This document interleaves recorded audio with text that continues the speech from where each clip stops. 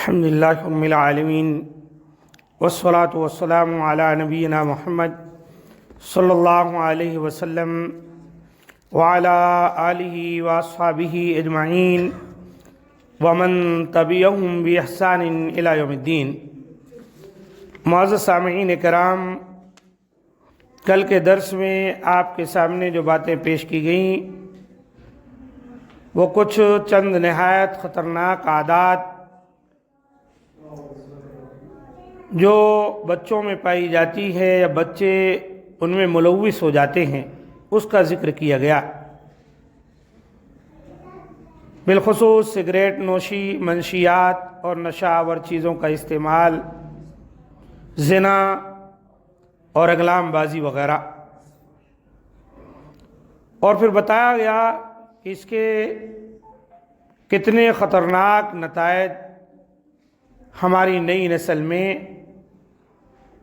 ابھرتے ہیں کہ بچے اپنی زندگیوں کو تباہ کر لیتے ہیں اور زندگی پر موت کو ترجیح دینے لگ جاتے ہیں۔ اسی طریقے سے لڑکیوں کو بھی دینی تعلیم کے زیور سے آراستہ کیا جائے، یہ بہت ضروری ہے۔ لڑکیوں کے اندر بھی کئی طرح کی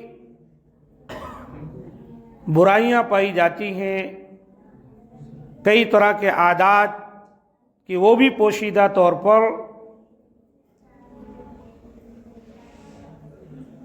عادت میں جکڑی ہوتی ہیں، جو ان کے لیے بھی تباہ کن اور بربادی کی راہ ہے۔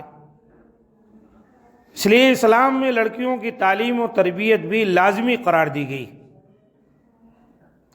سیدنا ابو سعید خدری رضی اللہ تعالیٰ عنہ سے روایت ہے کہ نبی کریم صلی اللہ علیہ وسلم نے فرمایا: لا يكون لأحد ثلاث بنات او ثلاث اخوات فيحسن إليهن الا دخل الجنہ۔ جس کی 3 لڑکیاں یا 3 بہنیں ہوں اور وہ ان کے ساتھ اچھا سلوک کرے تو اسے جنت ملے گی۔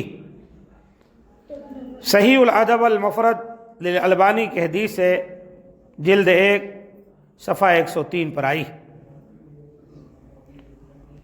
یہاں اس حدیث کے اندر فَيُحْسِنُ إِلَيْهِنَّ کہا گیا، یعنی وہ آدمی ان کے ساتھ اچھا سلوک کرے۔ اچھے سلوک میں جہاں اچھے اخلاق ہیں وہیں اچھی تعلیم، تربیت، آداب وغیرہ کا سکھلایا جانا ہے۔ نبی کریم صلی اللہ علیہ وسلم عورتوں کے لیے کچھ دن مخصوص فرمایا کرتے تھے۔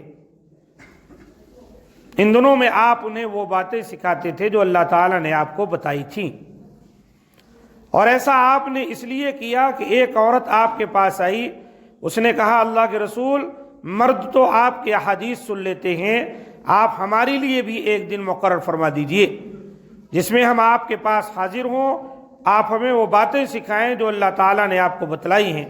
تب آپ نے فرمایا کہ فلاں دن فلاں جگہ جمع ہو جانا۔ صحیح بخاری کی حدیث ہے، 7310 پر آئی، 7310۔ تو اسے پتہ چلا کہ نبی کریم صلی اللہ علیہ وسلم جہاں مردوں کو تعلیم دیا کرتے تھے وہیں خواتین کے لیے خصوصی طور پر آپ وقت نکالا کرتے تھے۔ آپ صلی اللہ علیہ وآلہ وسلم دونوں عیدین کے موقع پر خطبہ فرمایا کرتے تھے، تو ان دنوں اس طرح مائک کا سسٹم نہ تھا اسپیکر کا کہ خواتین کو الگ سے سنائی پڑے، تو مردوں کو خطبہ دینے کے بعد اللہ کے رسول خواتین کے پاس جایا کرتے تھے جہاں خواتین بیٹھا کرتی تھی، اور وہاں ان کو الگ سے خطبہ دیتے تھے۔ ان کو جہنم سے آگ سے بچنے کے لیے بار بار فرمایا کرتے تھے۔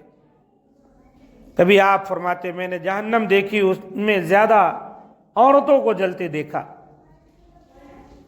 سوال پر آپ نے بتایا: یکفرن العشیر والاحسان، یہ خواتین اپنے شوہروں کی ناشکری کرتی ہیں اور احسان فراموشی سے کام لیتی۔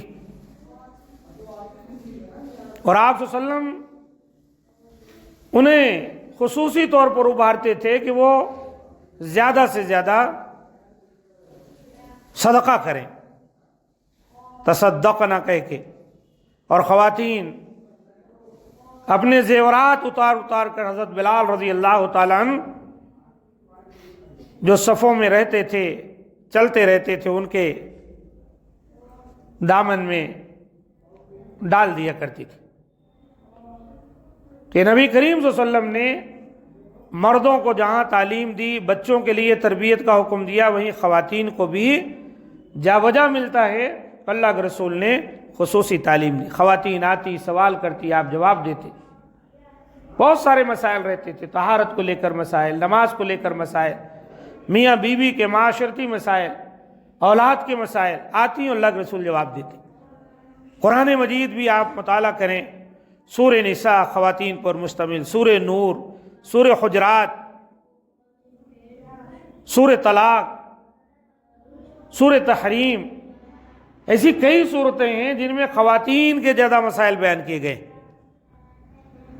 سورہ بقرہ میں طلاق نکاح کو لے کر بہت سارے مسائل کہ بتلاتے ہیں خواتین بھی معاشرے کے اندر مردوں کا ایک حصہ ہیں، ان کا بھی ایک مقام ہے۔ جیسے مردوں کے لیے تعلیم و تربیت ضروری ہے، ویسے خواتین کے لیے، جیسے بچوں کے لیے ضروری ہے ویسے بچیوں کے لیے، ہر دو کے لیے ہم کو اور آپ کو چاہیے کہ اہتمام کریں کہ بچپن سے ان کو دینی تعلیم دی جائے، تاکہ بڑے ہو جانے کے بعد وہ بہت سارے مسائل سیکھ لیں اور اس کے مطابق اپنی زندگی گزاریں۔ اللہ تعالیٰ سے دعا ہے کہ مولا کریم ہم تمام کو جو باتیں بیان کی گئی انہیں سمجھ کر اس کے مطابق زندگی گزارنے کی توفیق دے۔ ھذا ما عندی، سبحان ربک رب العزۃ عما یصفون، وسلام علی المرسلین، والحمد للہ رب العالمین۔